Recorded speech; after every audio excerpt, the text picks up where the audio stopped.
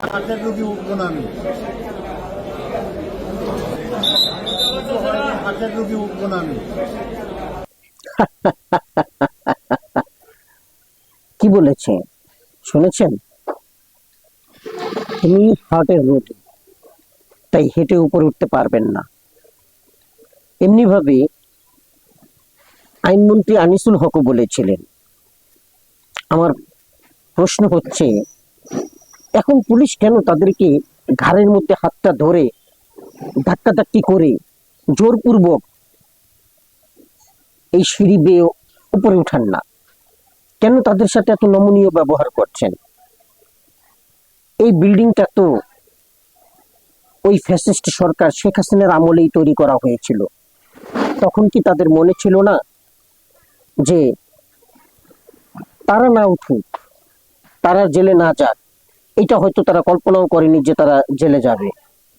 তারা জেলে না যেতে পারে, কিন্তু দেশের আপামর জনসাধারণ যারা হতদরিদ্র, তেমনি ভাবে 80 বছর, 90 বছর, 100 বছরের লোকও, 60 অনেক বৃদ্ধ লোককে এভাবে বন্দি বানিয়ে ওই সিঁড়ি বেয়ে উপরে উঠানো হয়েছে। তখন কি তাদের একবারও মাথার মধ্যে চিন্তা আসেনি যে আমাদের এই বিল্ডিং করাটায় প্ল্যানে ভুল আছে, প্ল্যানটা পরিবর্তন করা দরকার? আজকে দুনিয়াবি প্রয়োজনে বিভিন্ন কর্মক্ষেত্রে গিয়ে বিভিন্ন জনে বিভিন্ন কিছুর শিকার হতে পারে, হয়তো আইনের দ্বারস্থ হতে পারে, কিন্তু যতক্ষণ সে প্রমাণিত না হয় যে সে ভিকটিম, ততক্ষণ পর্যন্ত তাকে সাজা দেওয়ার বা কষ্ট দেওয়ার কোনো অধিকার তো আদালত রাখে না, সরকার রাখে না।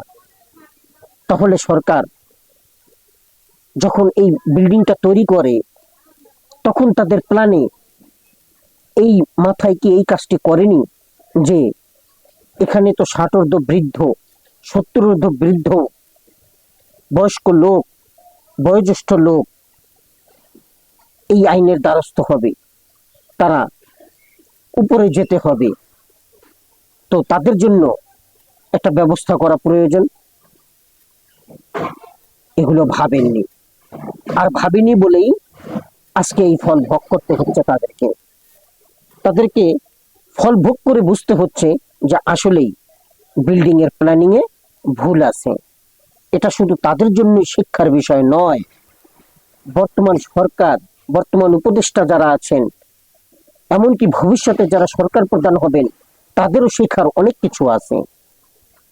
সবকিছু করার আগে তাই ভালোভাবে প্ল্যান করে নিন, মানুষের কষ্টের কথা চিন্তা করে, জনগণের কথা চিন্তা করে সবকিছু করবেন, দেখবেন ফল ভালো হবে।